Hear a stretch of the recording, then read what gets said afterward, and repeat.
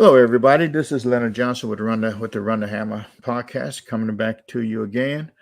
And boy, am I glad to be here tonight. Uh, we got one of our prominent coaches in the state. You know, I don't know if this is going to be an easy interview because I know him well. He's just like he's a coach, that I've competed against, but I seem like he's almost like a brother to me. And we've had some battles over the years, and it's good that you can keep a relationship, even after those battles and everything. And Marion and I have had a relationship for years. Yes, sir. And we've a lot of respect for each other. I know I got a lot of respect for him now. Let me put any words in his mouth. But the job he's done on there at Baptist Hill has been phenomenal. Want to knock out a couple of things. They'll be scrolling at the bottom there, but I really want to give a shout out to Glenn Darby, the former coach at Bethune-Bowman, for being named on the staff of the Shrine Bowl. I mean, that's a great honor for him. And Glenn has done one thing you know about Glenn is that he works very hard at what he does. He's passionate about those kids. He's passionate about the school. And I've been knowing Glenn for over 20 years, and that passion has not stopped yet. And, we're going to try to get him on the show, it's for a little bit just to talk about that. But right now it's Marion Brown's time, and what we're going to do here is talk about how he built that. Number one, how he built that powerhouse, but to get everybody to get to know him. I learned some by reading his bio. I learned a lot, and I'm asking some questions about that and some things that I didn't even know or that I forgot. But I'm going to bring Marion on, and what I'm going to do is try to make Marion bigger than me, because here we go. Got that working just right, man. I'm learning this thing. Hey, Marion, how you doing? Good to have you on. I'm doing well, Coach. What about yourself? Man, I'm doing great. If I was doing any better, I'll start screaming, man. Go ahead, Coach. Yeah. I look forward to Tuesday and Wednesday night where I get to talk to the best in the state and among African American coaches, because we are a hidden gem, and I'd like to get you guys out here, man, talking about what you're doing in your program, and shouting out and everything. So why don't you start off by telling everybody about who this Marion Brown is, who is playing basketball on a football field. I'm just a simple old country boy from Mount Pleasant, South Carolina. Graduated from Wando High School in 1977, entered South Carolina State, played wide receiver, with the likes of Charlie Brown, Ben Williams, Dexter Clinskills, Edwin Bailey, Nate Rivers, it just goes on and on and on, and I had an opportunity to play with Seattle, got hurt, got released. I played 3 years with the United States Football League, came home, settled down, and Coach, this is where we are now. I didn't know you played in the USFL. Yes, sir. And I did 1 year of that, and that's when it first came out. I had the opportunity to play in the league also, and then 1 year in the USFL before they. I think they only lasted 1 year, I believe. 3 years. We played our first year. We played in Boston in '85, and in '83. And then we moved down to New Orleans in 1984. And in 1985, we moved up to Portland, Oregon. So after the '85 season is when the league folded. Mm-hmm. Now, your days at South Carolina State, I would guess to think that Willie was your coach then, and that Coach Jeffrey was your... Yes, sir. What impact did Coach have on you? Oh, words can't describe what Coach Jeffrey has done for my career. I've mimicked Coach Jeffrey's a lot. His coaching philosophy, his practices, everything. Everything that Coach Jeffries did at South Carolina State back in 1978 upon my arrival, I still do those same things today. So he made a very impactful part of my life. Played very. How did you get to state? From Wando, recruited me as a wide receiver at South Carolina State. And who was your coach at Wando? My coach was oh my goodness, you had to ask. Gerald Moody. Gerald was your coach? Gerald Moody was my coach at Wando. Oh wow, I didn't know that. Yes, sir. I never knew he left Burke High School. He left Berkeley, came to Wando, and went back to Berkeley. Yeah. I remember one thing about Gerald. I thought that he had the best white hair in the country. You couldn't touch it now. No one can touch his hair. Yeah, I mean, his hair was. I said, wow. When I grow up, I hope my white hair comes even close to that. But he was a great coach, a great guy to be around. Yeah, I would imagine. I don't think. I'm trying to remember when I first came back to South Carolina. My first job was at Burke High School. Yes, sir. And that was back in '73, I believe. Oh God, I'm telling my age. And Mac Drayton, I know you know Mac. Yes, I do. Yeah, Mac was the Mac or Caldwell was the coach during that time. No, I know it was Caldwell was the coach. Okay. And this is a funny story. And Caldwell was the coach, and he had to go back to Newberry because that's where he was from. And so he wasn't going to be at that game. And so he left Mac in charge of the defense, and he left me in charge of the offense. And I said, and boy, I start clapping my hand and stuff. I said, "Oh yeah, we're gonna air this sucker out tonight." And Coach Rusher was on the sideline with us. Yes, we were moving the ball, we were airing that ball up, and we threw a 15-yard curl. Yes. And Coach Rusher just went bananas. He didn't like how did that he threw the ball. Yeah, 15 yards down the field. Yeah. And I said, wow. And I remember because in high school, I used to play against C.A. Brown. We played each other. And I said, well, this dude, he used to be bombing the ball all over the place with no quarterbacks he's had. Yeah. And that's when I got a chance to shake Gerald Moody's hand, man, because I reading the newspaper and everything, I just love what he did as a coach and loved the things that he was doing. Yes, sir. And I always respected my elders and always respected people who were great in this game. And Gerald, that's a story about Gerald, the first and only time that I got a chance to meet him and everything.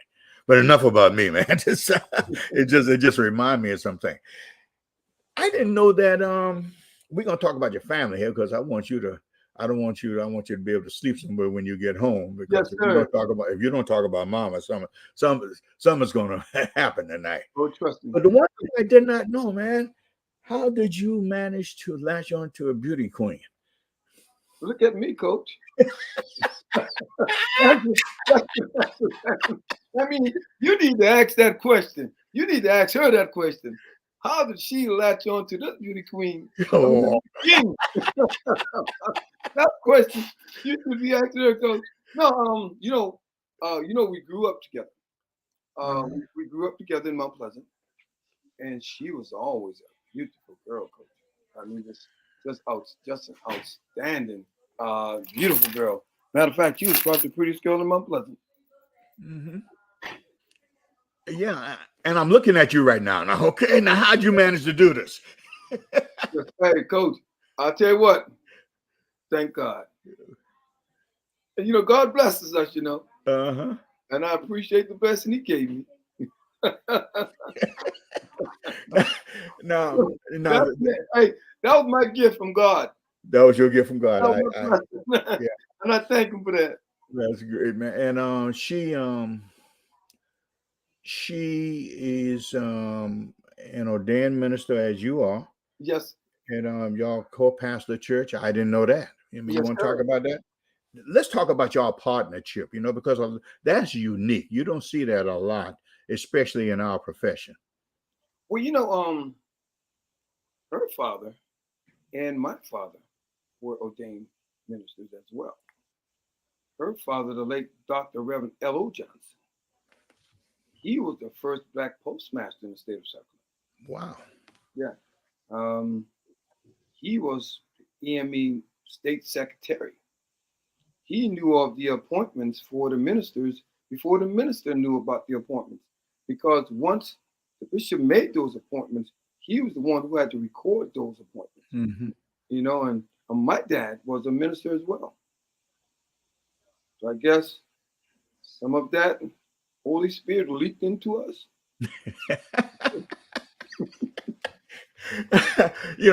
And sometimes even you were on we were on staff together Yes, at sir. at Burke, and Mhm. you didn't. Let me see here. I knew you were different.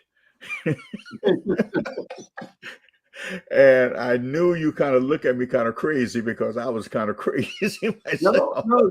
You were coaching. You were being a coach. Yeah, But we and were the same way too. yeah, and were you ordained then? I guess that's the question I'm getting around to. My first ordination came in 2000. Okay. But Oh, I was going through the process because it's a 5-year process. okay. Yes, sir. That is so unique, but let's get back talking about Mama. How do y'all make this football and this ministry work together? Well, one thing that I do know, we may be the head of the house, but you don't run that house. So I allow Mama to create the rule, and I just make sure I'm carrying them out. But at the same time, we've had a successful ministry for over 20 years. Of course, she's the pastor. Mm-hmm. She's the one who has itinerant elder orders, whereas I only have the itinerant orders. But we've been able to do it together for many, many years. Um, we've been able to raise 3 great kids, and it's all been a blessing by God. I mean, I can tell you right now, God is so amazing. Can you imagine having 3 kids in college at the same time? It Mm-hmm. seemed like every time you got paid, that money was going toward tuition.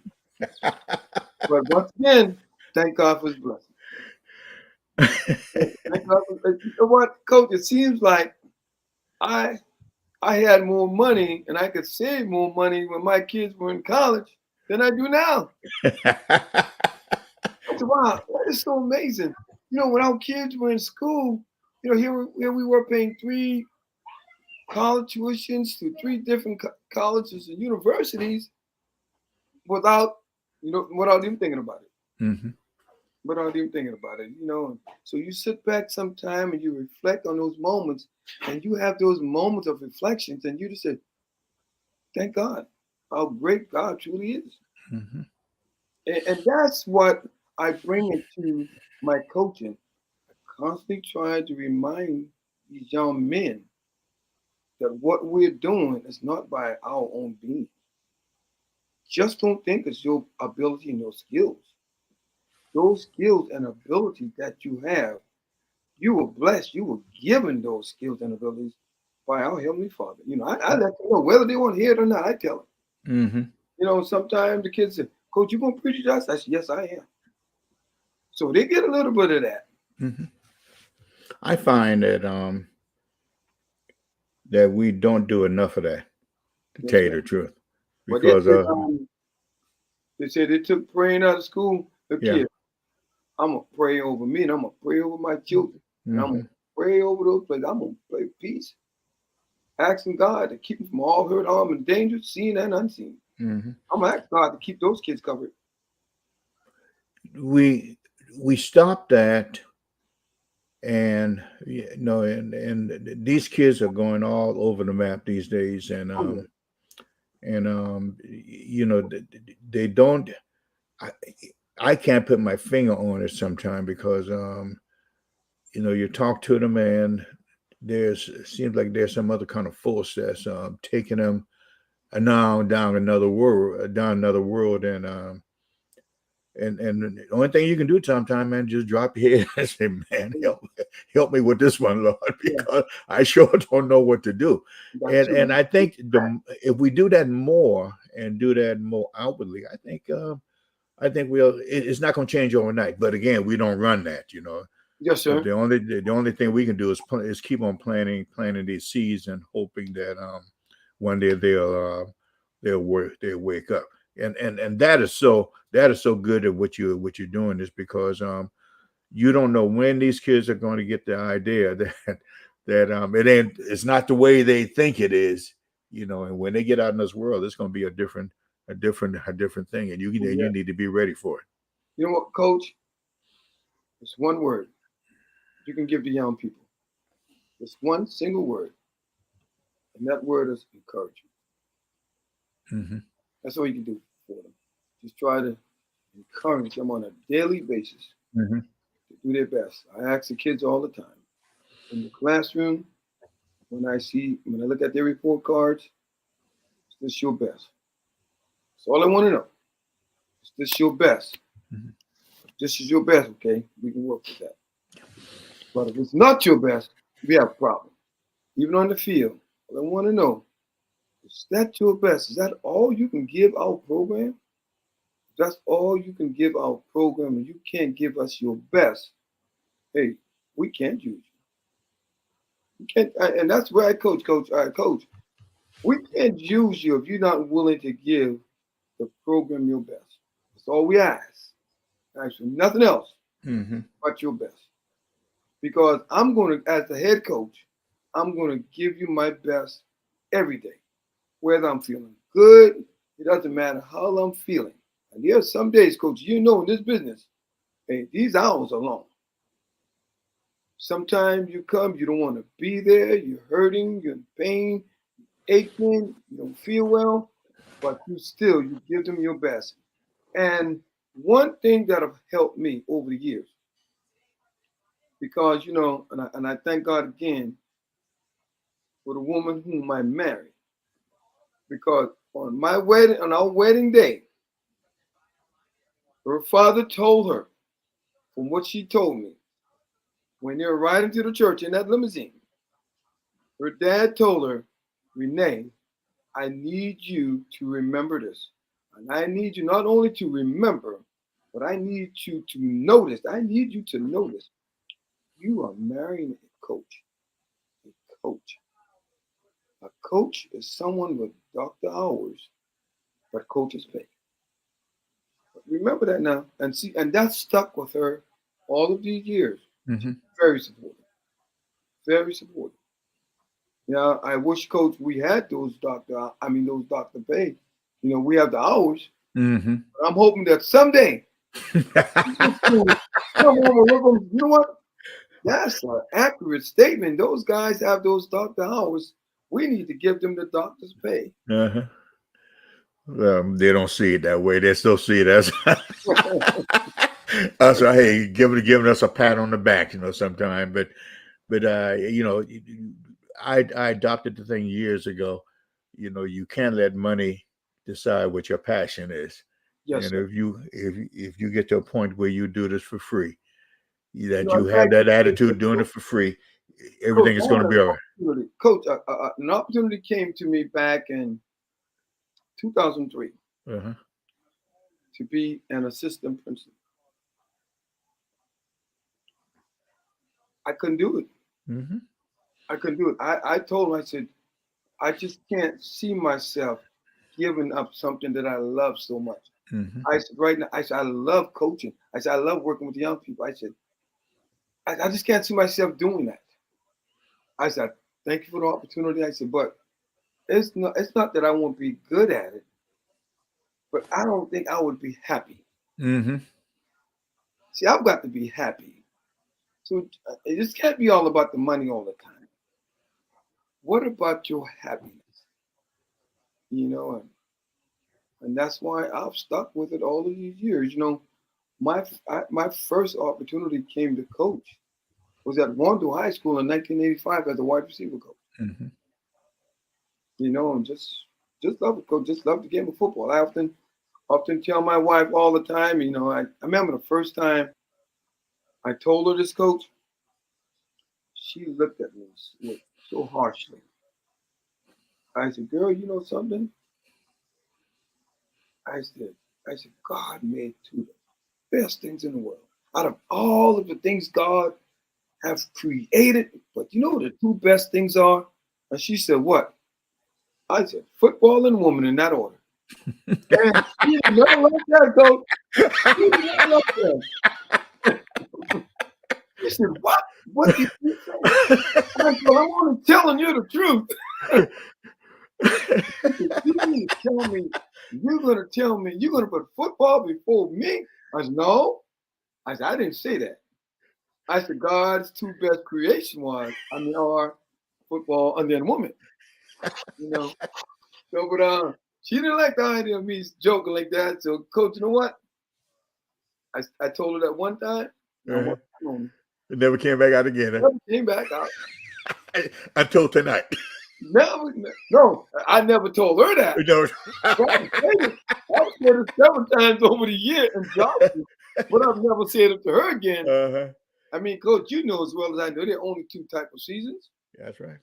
Football season and waiting on football season. That's right. That's the only thing. If you are into it.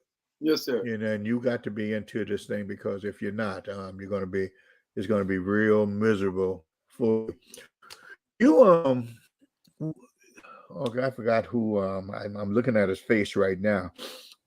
When you got to Baptist Hill, who was the coach then? I can't remember.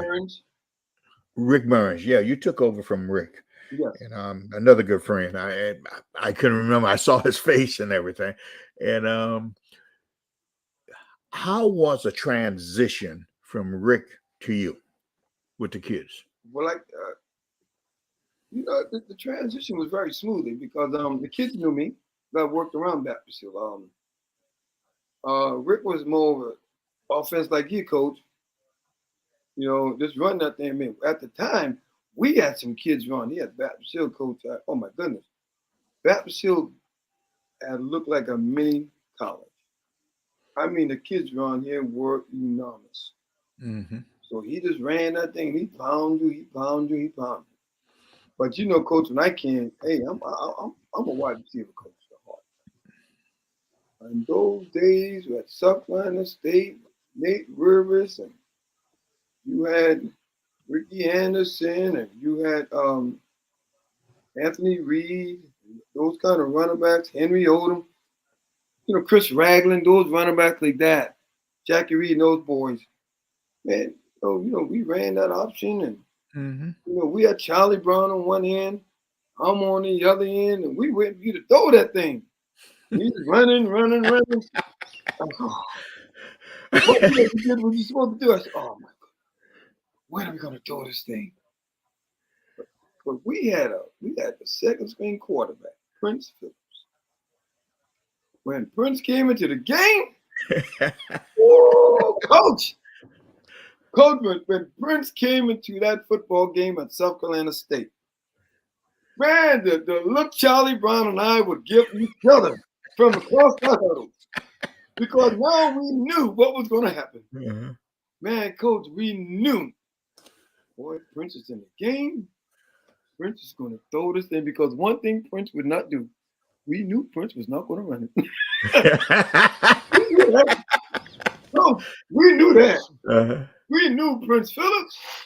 They just call him Pretty Prince. So we knew he wasn't going to. He didn't want to get hurt. He didn't want to get tackled. He didn't want to get dirty. So we knew. So when Prince came in that football game, he said, "Oh, yeah, it's going to go in the air now." And once they started passing that thing around, and they found out they had a couple guys that can catch that thing.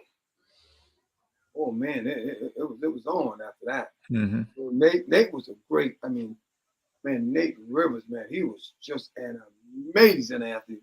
Nate was like 6'3", a solid 235 pounds. Mm-hmm. Nate ran track, man. Nate got ahead of you. All he needed was one step. You weren't catching that guy. You weren't going. So we ran an option, and the type of kind of running backs we had. Oh man, when Nate read that thing, and you went down there and you went to tackle that fullback, and Nate pulled that thing out. Oh, that was it.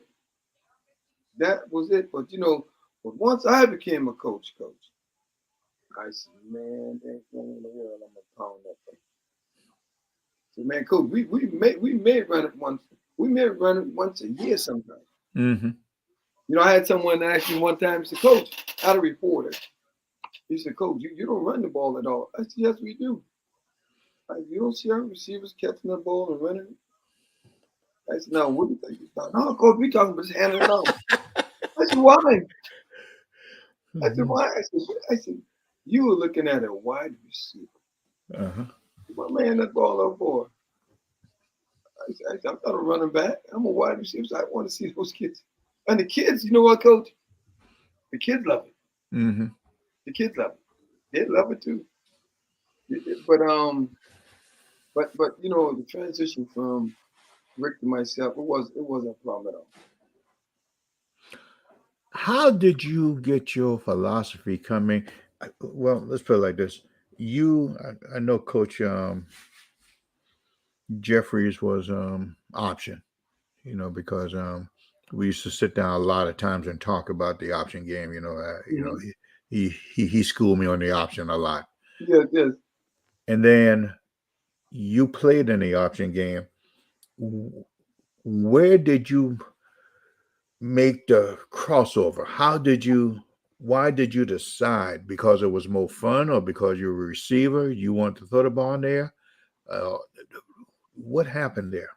But you know what it was, Coach? The very short time that I spent in Seattle, I was always a student of the game. Just watch, pay attention. I don't say much. Mm-hmm. I didn't say much. I didn't say much as a player. And even when we coached together, I didn't say much. I observed. I would watch you. I would listen to you. Coach, and I've told you this over the years, I learned a lot from you.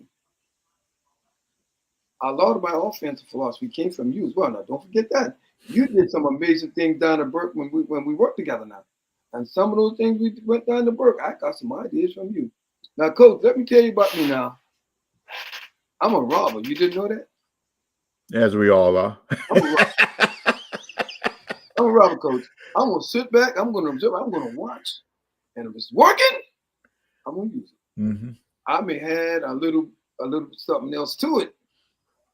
But trust me, I'm going to use it. Mm-hmm.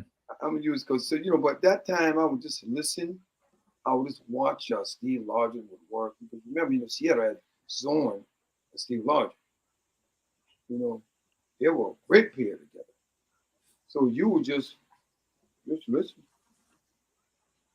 Just observe. And then when I played with the Breakers, you remember Johnny Walton that used to play with the Philadelphia Eagles? I do. He was our quarterback. Mm-hmm. Dick Curry, who used to be the offense coordinator with the Eagles, mm-hmm. he was our head coach. Okay. So, so I'd be in those meeting rooms, Coach. I'm just, because I knew you can't play football all your life, but I knew I wanted to play football. I wanted to coach somebody. And I used to always tell myself as a youngster, for me to be successful as a coach, you've got to listen and pay attention now. So, Coach, I used to study film. I used to watch. I had some friends who were on the defensive side of the ball. We would just stay after practice some days and just watch film. We just watch film. I watched what defense. I wanted to know how the defense would break it down, what they were doing. I would just Just watch. Didn't say anything. Didn't say anything. Mm-hmm. Watch. Because like I said, I wasn't one that got into smoking and drinking and all of that stuff. I was always to myself. I was always quiet. So after practice, I would just watch film. Watch film, go home, come back to practice the next day, and people say, well, that's boring. No, that was smart. You know, and that's all I did. Just watch, observe, listen. Took notes. Some of the notes that I even took back in the 80s, I still have it. I still refer to those notes. My son, he had me laughing about a year ago. Uh-huh. I went to a job interview in Dallas after my playing days, and he said, "Dad, guess what I found?" Uh-huh. And he took a picture of it, and it was an old spiral notebook with all my plays. Yes, sir. And I went to an interview. Uh-huh. I went to an interview with that, and the guy offered me a junior high school job. Yeah. And I said, I don't think I want to do that. I think, who, me, junior? Are you out of your mind?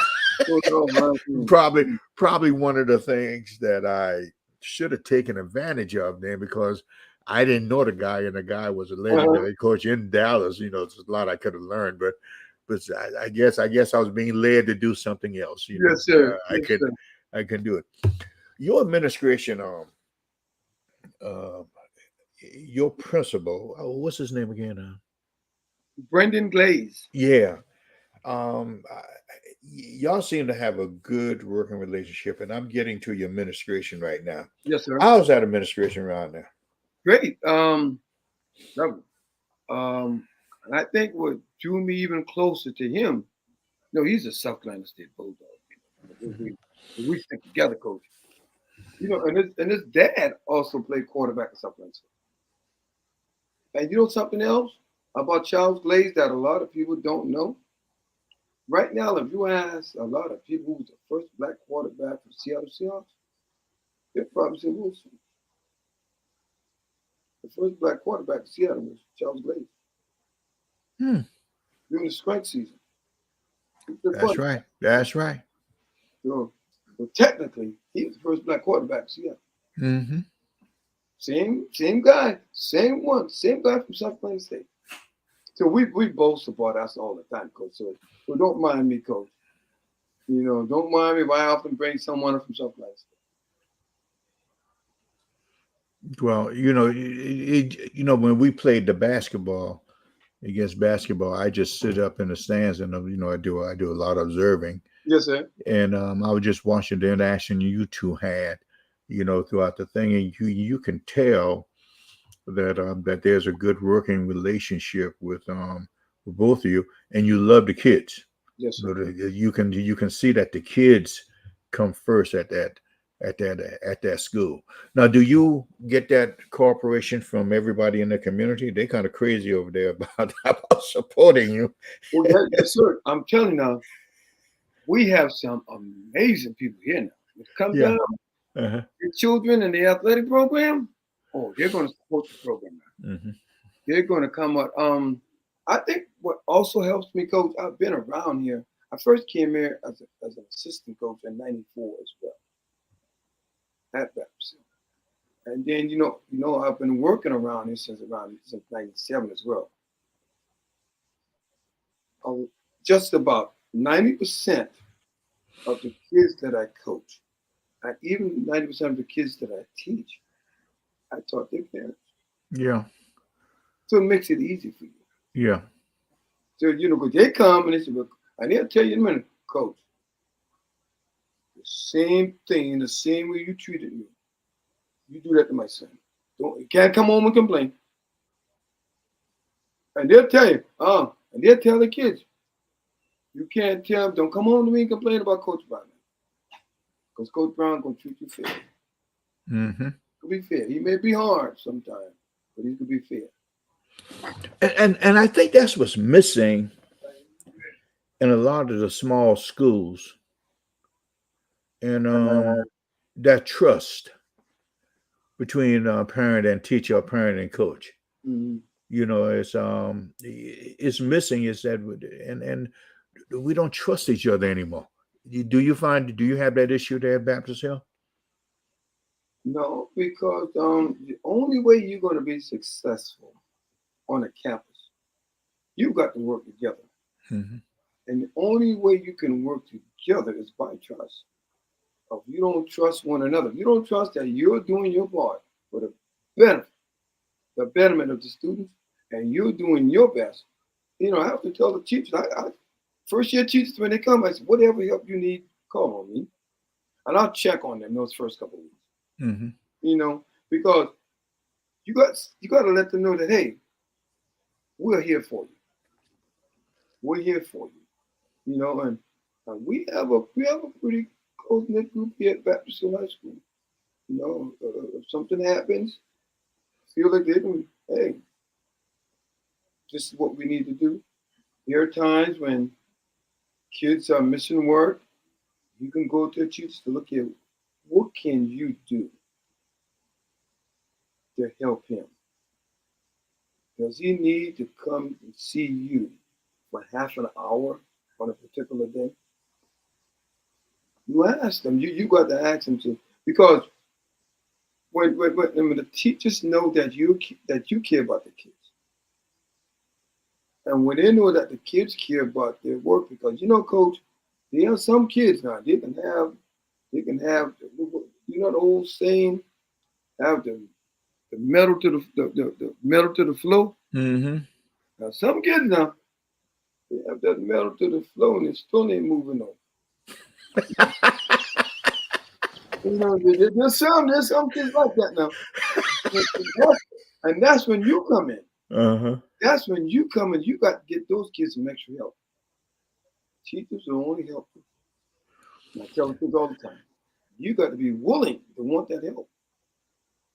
But, as much as we love the game of football now, we need you to get your work. You obviously have made an impact on those young men. What do you do? I know you pray over them every day. I know you love them like they're your sons. They're your extended family. You can't have the longevity and the respect that you have unless you love them. Obviously, they care about you. What have you done over the years? You've been there how long now? Because I've been there since '97. No, I said that's let's see my math, my English. That's 25 years. Yeah. 25 years. My 26 years, that was it. Yeah. What have you done over the years to maintain the trust among the kids? Here's what I've done, Coach. I started a bus ministry 20 years ago. 20 years ago, I started a bus ministry. What I mean by that, I would pick the kids up during the summer for practices, take them home. During the season, take the athletes home. After practices, I'm rolling every day. Mm-hmm. I'm rolling. Unless we have a JV football game, now I'm driving to the JV team. Now you got to find new ways. Those other sports. But Monday through Thursday, I'm taking you home. That way, because see, I'm taking you home because I need you to get home early. I need to get home early so you can do your homework. Mm-hmm. See, Coach, we get out of school at 2:30. By 4:30, we're on our way home. But see, one thing, I don't believe in long practices because my thing is, the kids have already been here for 8 hours. Mm-hmm. We have kids coming from Edisville. Our kids arrive here every morning by 6:45. They sit on that bus. They're released from the bus at 7 o'clock. They go to breakfast. After breakfast, they go to first period class. So we have them from when the tiny bell rings at 7:25. So we have them from then until 2:30, Coach. And we're gonna do our film study, about 20 minutes.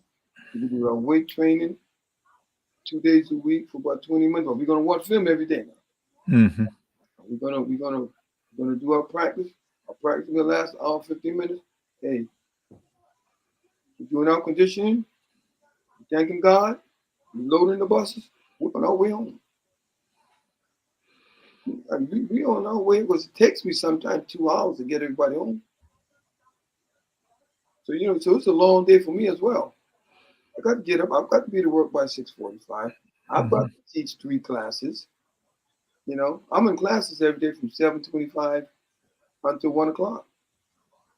My planning period, plus being athletic director, I still have to do all of those administrative duties that's required by the AD. Football practice, and that's football practice. I'm taking those kids home, so it's a very long day. Yeah. Now, are you the only bus driver? Or you're the only one to CDL? Huh? And we have a principal and a day clerk.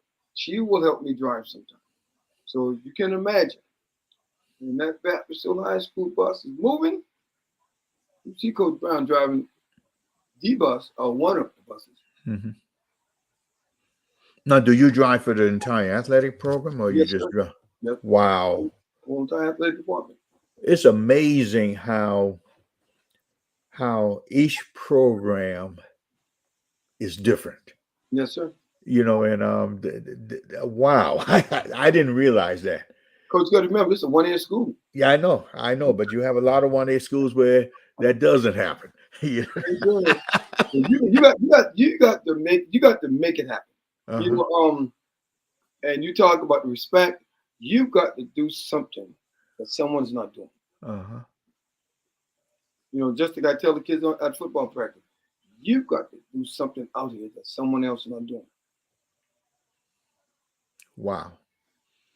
I applaud you for that, man, because as I talk to all the coaches, you the 13th, 14th coach over the last 4 weeks that we've been doing this. Uh-huh. And it's amazing how people, and we're not talking about people who are struggling, we're talking about people who got winning programs. Mm-hmm.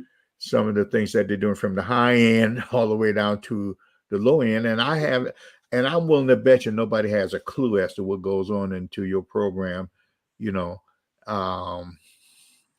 other than that, because a lot of times people would just see the W's and L's and say that, man, he got a lot of athletes down there, but know nothing about what goes on underneath all that. You got to feed them. Uh-huh. You got to feed them. If you're gonna have these people kids Monday through Friday, you got to feed them, especially during the summer. Uh-huh. And that's why I always thank the community. I go out and ask, and I solicit donations, because if we're going to keep them all summer, you're going to have to feed them as well. Mm-hmm. You're going to have to feed them now, because like I said before, we are engaged in 7-on-7 like 3-4 times a week. So by having those kids, I'm starting my route pickup around 1 o'clock. I'm picking them up. So by the time we get them here, we have to have some sandwiches or something for them here. And then after competition, you're going to have to stop by Cookout or Burger King, and you're going to have to buy them something to eat again. Mm-hmm. Because you've had them all day.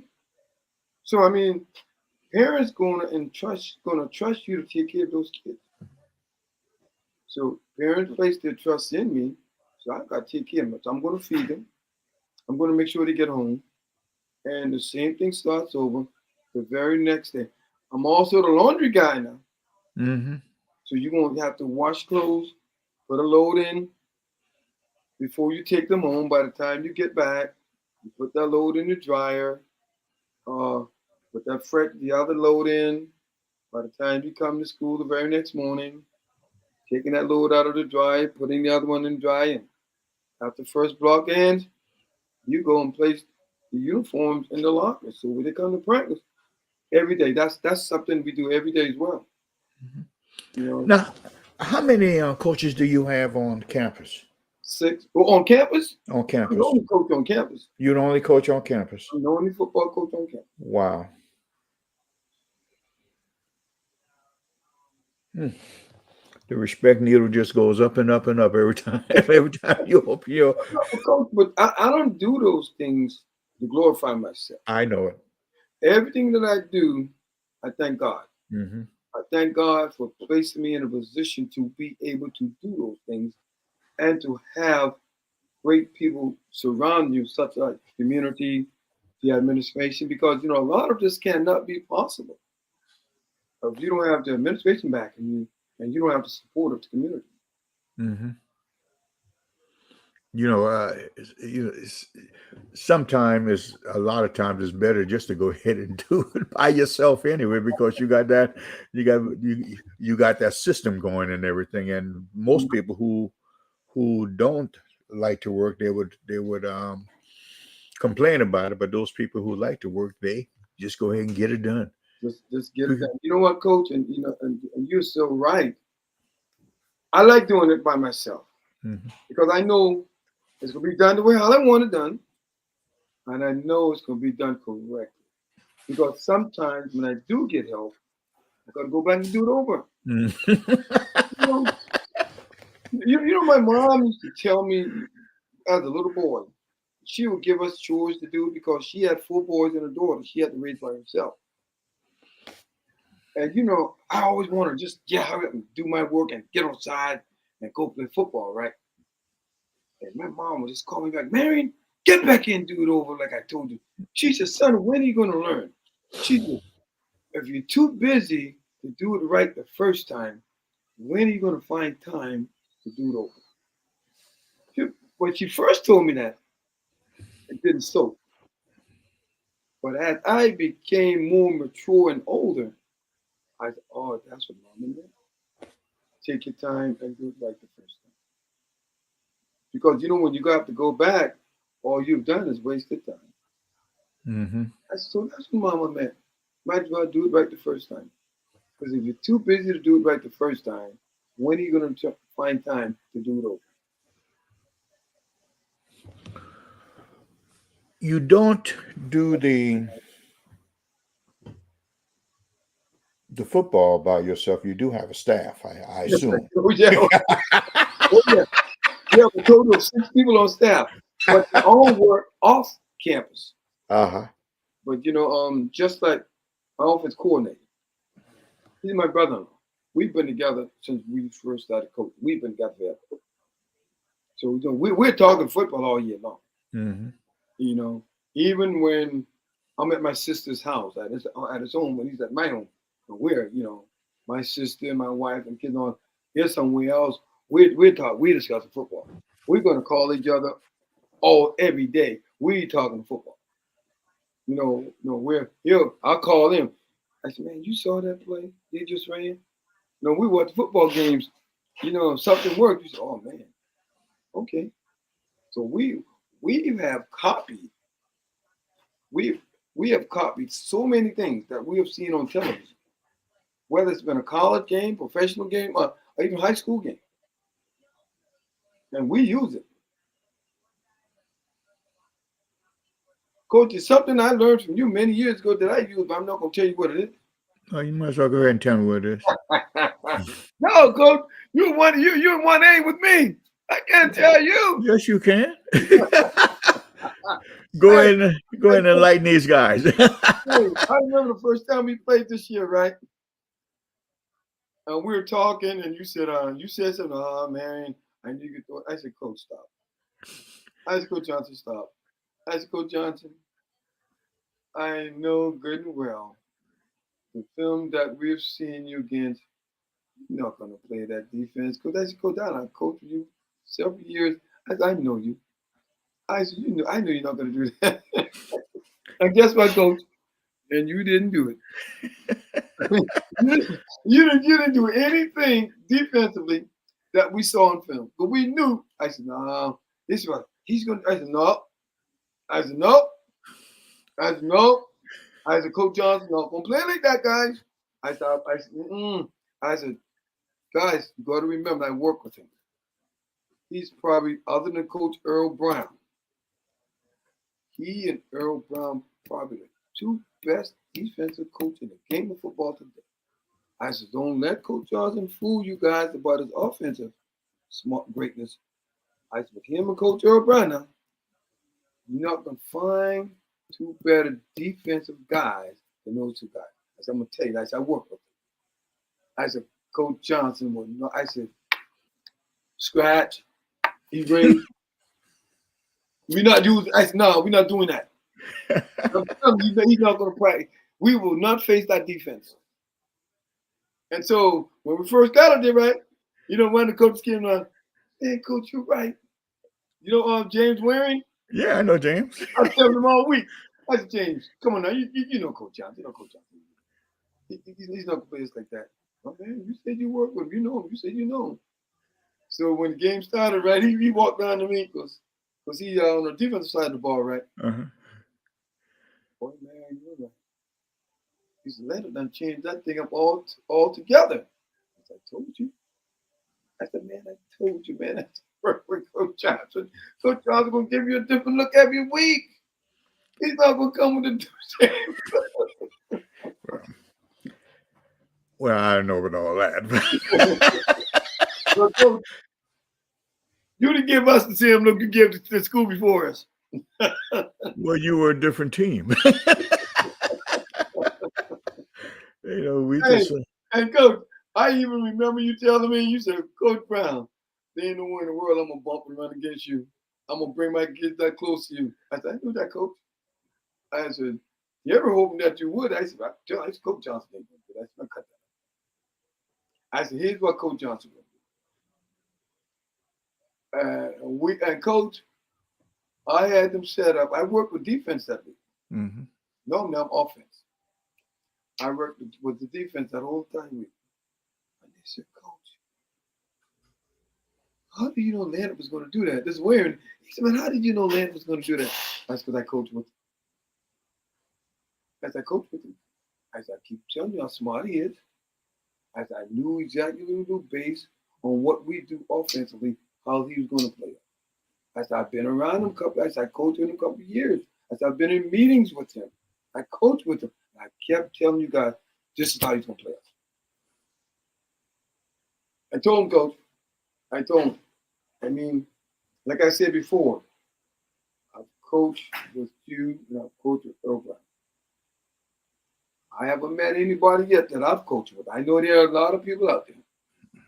And I'm talking about the people whom I've coached with over years.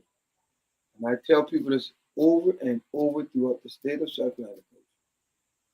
Two best defensive minds that I've ever coached with is Coach Leonard Johnson and Coach Earl Brown. As y'all only know Earl Brown because of basketball. Well, I appreciate all that. Coach, those are facts. I'm not trying to flatter you. That's just hardcore facts, Coach. Yeah. Well, we just try to get them lined up right, okay? But I would say this. Uh-huh. I know it's your show. If I had 5 more bodies, yes, sir. Yes, sir. If we had 5 more bodies in that playoff game, we would have won. Hey, but Coach, I'll say this to you as well. Some of the kids that we had the first game, we didn't play to do the second game because they were out hurt. And we had 2 kids.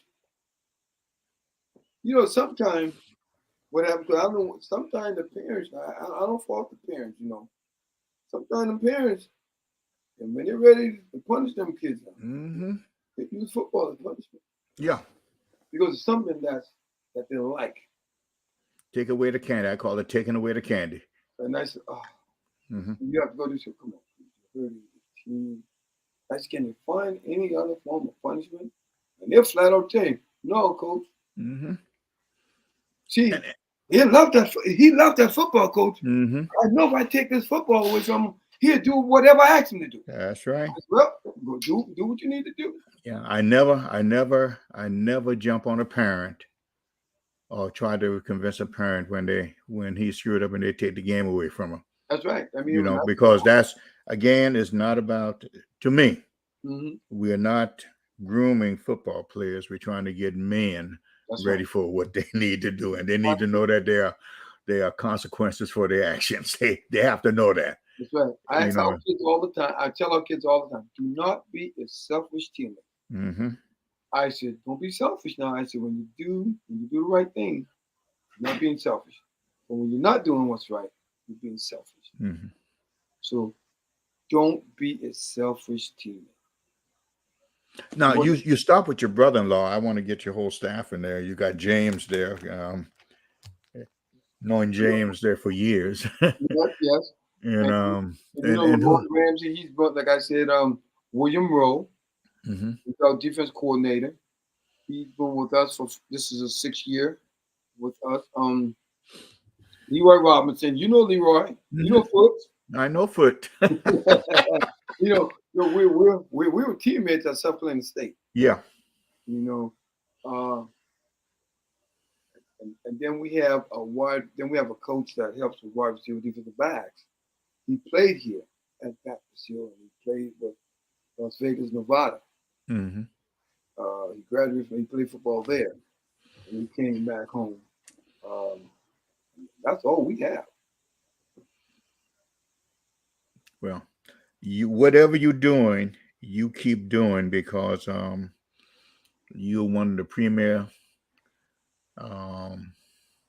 programs in 1A as far as football is concerned, and that's a testament to you, your staff, and your administration, and your community, because I've been there, and you got it going on. Well, Coach, we give God the glory. We give God all the praises and the glory He deserves, because it's an honor. Because without Him, this wouldn't have been possible. And Coach, and every now and then, Coach, let me tell you what we'll do every now and then. We'll run that hammer too. Now, Coach, Coach, I know about that hammer, Coach. Okay. I know about it, Coach. I know, Coach. I remember me throwing that cutback when you down at Burke. I remember. I said, "Here go Coach again, so I'm coming at you hard and strong." And see, Coach, and then Coach offensively. You're offensive genius as well too now. I mean, you know your game. You know football, Coach. Well, I've been around a lot of good people, and I do the same thing you do. Just sit back and just study and that's it. And take notes. That's all, and as I'm taking notes every week, And Rob, as you go along. I say it all the time.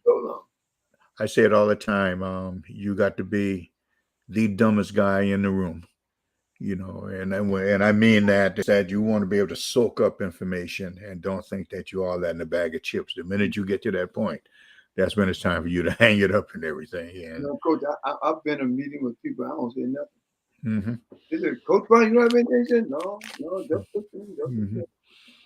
yeah, but it's you do such a good job of connecting with those kids and connecting with the people and connecting with your community, and that's a testament to your demeanor. If you were to give an advice to a young coach, what would you tell him?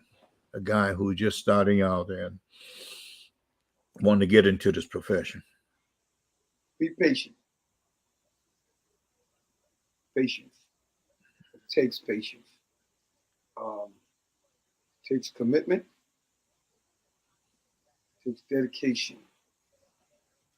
You can't be it's just like baking a cake. If you leave out one of those ingredients, that cake may not rise. So patience, commitment, dedication. You need all three, Coach. You need all three. If you're coming into a program, I'm going to win 10 ball games this year. No. We're not going to work hard. We're not going to prepare hard. No. You. My advice to any young coach coming into it is be patient, committed, and be dedicated. And one other thing you're going to always have to do, you're going to have to be respectful. That's enough. You need all those ingredients, Coach. You need them all. That's from what we do. Okay, it doesn't seem like it's been an hour, Marion, and I know you got to get home to Mama. You know. I told her, I said, I'm going to stay at school and do this interview because by the time I take that 30-minute ride home, I said, I know I'm going to be late. Yeah. So I was just coming back from dropping the kids off from spring football practice. Well, if I had known that, I would have set the time a little longer. You know, and I didn't know. I honestly didn't know you do all that. I honestly didn't know. And again, I'm just blown away. Each week I learn something new. And you know, you learn about these programs and you respect the person even more. And to have the success that you've had doing those things, you know, it just blows my mind and everything. Two questions I end the show with, and just to get your input, I want you to. We'll start with question number one. If you had to spend an hour with one person in the world today, not being a football coach, who would that one person be? Living or dead? I'm sorry? Living or dead? Doesn't matter. If I had to spend an hour with one person, if that person was still alive today, it would be my father-in-law, the late Dr. Reverend L.O. Johnson. And why? Not only was he smart, he had a lot of wisdom. He cared so much. I mean, the things that I learned from him, the way the conversations we held together, and just and the wisdom in which he imparted into me. If I can just spend another hour with someone, that's who it would be. And if you had the opportunity to spend an hour with a coach, who would that person be? Oh, by all means, Coach Jeffries. Coach Willie Jeffries. Hands down, Coach Willie Jeffries. I mean, so much love, so much respect for Coach Jeffries. I mean, you talk about a man who can just blow your mind about football, about life, and someone who just cares about you as an individual. I mean, but Coach Willie Jeffries. Well, that is great, man. He's also one of my heroes, and I tell him that every time I see him. I haven't seen him since COVID has been going, but and you know, you can call him at any time. Mm-hmm. He remembers everyone. He does. Man, I've asked over the years, Coach Jeffries have been here as our athletic banquet speaker. He's done our graduation. He's been the speaker for our graduation. I mean, you got to just call him Coach Jeffries. Man, Coach Jeffries makes himself available. And with all of that, with all of the honor that's been stored upon him, he doesn't have to come out and do these things, but he does. Mm-hmm. But he does, and that's why I respect him so much. We love him. We all do. Mm-hmm. I think everyone who have ever played under Coach Jeffries, I don't even ever hear anyone talk bad about him.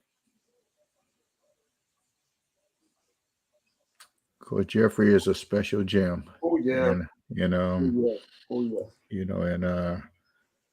it's just amazing the lives that he has touched, and more than that, how his teachings are being taught to all of you who came under him. Yes. And that's a great testament for him. Well, Marion, I tell you, man, I'm 4 minutes over, and I got to get you home to Mama. But I really appreciate you coming on, man. No problem, Coach. And I'll give you one last thing to say to close out, and whatever you want to do to say. I just want to say thank you for this opportunity for being on your show tonight. It's always a pleasure talking with you, Coach, because like I said, I've learned so much from you over the years. And this is a great opportunity for people to get to know coaches from these smaller rural areas that they don't know about, or the programs that they don't know about. And what you've done, you just open up the sea. You just parted the Red Sea. And I appreciate it. Well, it's all done. It's all way to give back. It's Yes, sir. yeah. Well, Marion, thank you again for coming on. And when I'm back down in Charleston, I'll holler at you and we sit down and drink a Coke together or something and talk. Okay. And I'll let you buy it, Coach. I'll buy. I think I'll have $3. Okay. Yes, sir. Okay, man. Thank you very much. Good night. Okay, you have a good night. Okay. Yes, sir. And folks, that's the great Marion Brown from Baptist Hill. And wow, it's amazing what you don't know, you don't know. And I hope every coach learns something, listening tonight and listening tomorrow and listening forward, because these will be saved in the archive where you can go back and learn. Tomorrow night we'll have Shaq Hilton from Eau Claire High School and another young line who's trying to get that program together down there. And we'll be on at 7:00. And guys, I really appreciate your comments. I get a ton of them. I try to answer them as best I can. And but I really appreciate you taking time out to listen to these guys. On June 7th, we got the Legends Show. I laugh at this because you're going to hear more lies expanded. But we got Bill Tate of Timorsville, Benny McMurray from Louisville / Lancaster. We got Buddy Pugh, got him locked in from South Carolina State. But most people don't realize Buddy Pugh was a high school coach at Keenan and Fairfield Central. We got Nate Thompson, the great one from Carver's Bay. We got Darryl Page from Wilson and Florence. We got Tony Felder from HKT, and Tommy Brown, who is now out of high school but coaching at the college level down in Allen. That's June 7th. I am really geek for that one. But tomorrow night we got Shaq Hilton at 7:00 from Eau Claire High School. And people, thank you for chiming in. Thank you for being on, and we see you tomorrow. As I always say, tell somebody you love them and give them a big hug. Good night.